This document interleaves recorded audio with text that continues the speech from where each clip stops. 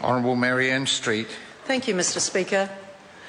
In the Forum in Rome, there is an archway, Mr. Speaker, which pulled me up short when I saw it, because in bas-relief on that archway there is depicted the triumphant return of Titus from the siege of Jerusalem, and the soldiers are carrying under the flag of the Roman Republic, the SPQR emblem.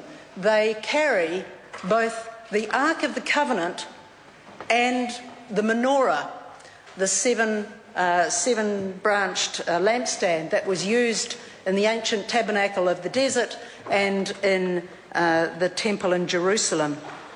Mr. Speaker, I was really shocked.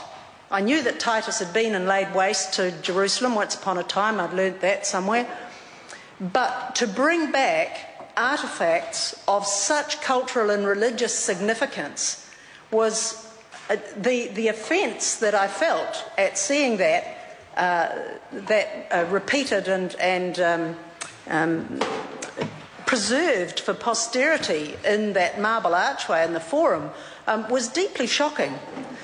That is an example, Mr. Speaker, of why this convention is important. So in rising to speak to the Cultural Property Protection and Armed Conflict Bill, this Parliament will be giving New Zealand the imprimatur to fulfil its obligations that are required for accession to the first and second protocols in the 1954 Hague Convention on the protection of cultural property in the event of armed conflict. Of course, the Romans were not the only ones to have perpetrated such cultural offences over history, but it was a remarkable offence to take two of the most important religious artefacts and remove them from the Temple of Jerusalem and install them in Rome, in the Forum. That was 70 AD. If there are other examples across the world and across time as well, Mr. Speaker, and the Minister has rightly referred in his introductory speech to artefacts that were taken during and removed, stolen, expropriated during the course of World War II that caused great offence. This is something that conquerors do to the conquered and have done for a long time. Another example that New Zealanders may be familiar with if they've ever travelled abroad, of course, are the bronze horses in the Basilica San Marco, which came from Constantinople and have gone backwards and forwards between Istanbul and Venice ever since, but remain now in Venice, not without controversy. More recently, however, and some of the things that make this poignant for New Zealand have been the removal of Māori artefacts from New Zealand to parts of Europe under the rubric of ethnography, of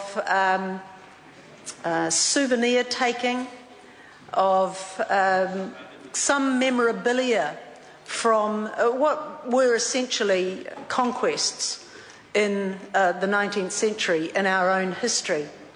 Some of these artefacts have turned up in museums, for example, very significant ethnography museums in Germany, for example.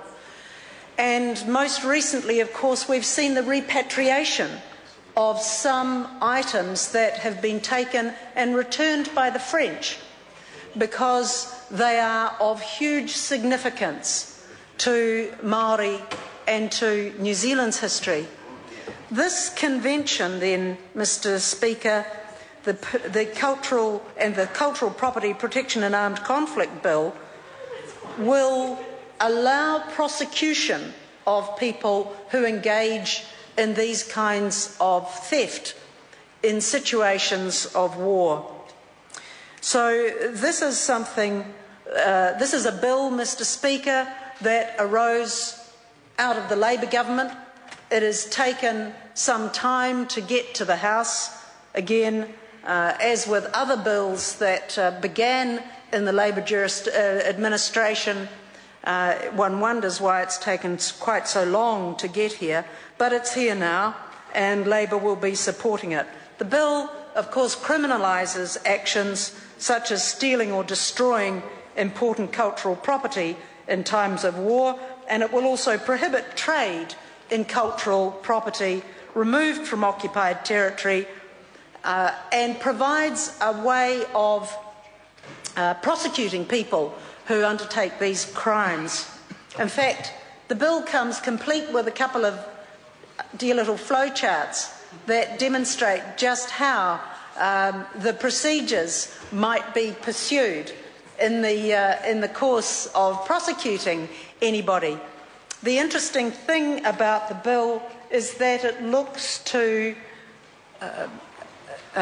enable New Zealand to prosecute people whether a crime has been committed inside or outside of New Zealand.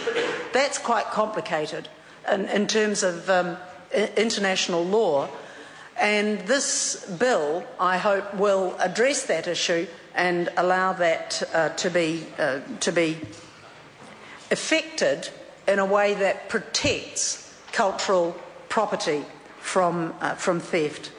So this bill, and in the passage of it, our Parliament will reinforce New Zealand's commitment to the international measures which protect cultural activity and cultural property. This is important as far as our UN obligations go and our international obligations more generally, but it will also reinforce our participation in the UNESCO family as a champion of the protection of cultural property. Mr. Speaker, not only has great offence been caused to numerous countries over the millennia of human existence, but most particularly the offence created within our own country because of the expropriation and theft of cultural icons and taonga, is something that this bill will address, and the Labor Party is fully in support of it, given that it originated with us, but it is something that we feel New Zealand should commit to. Thank you, Mr. Speaker. Dr. Paul Hutchison.